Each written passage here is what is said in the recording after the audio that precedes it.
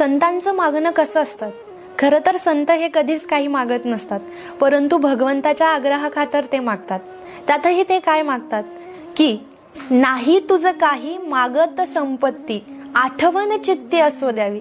मी तुला काही संपत्ती मागण्यासाठी आलेलो नाही, तर तुझी आठवण माझ्या चित्तात असू द्यावी. आणि तू एक लक्षात घे की कुणीतरी आहे जे तुझ्यावर जीवापाड प्रेम करते, कुणीतरी आहे जे तुझी भक्ती करते. एवढंच माझं मागणं आहे.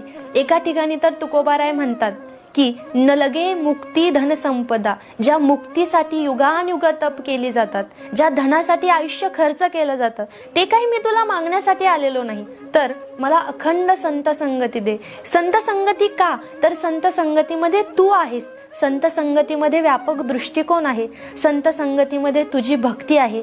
हेच माझं तुला मागणं आहे. संतांचं हे मागणं का आणि कशासाठी याचा विचार करावा आणि या दृष्टिकोनातून विवेक बुद्धीने मागणं असतं. Download ShareChat.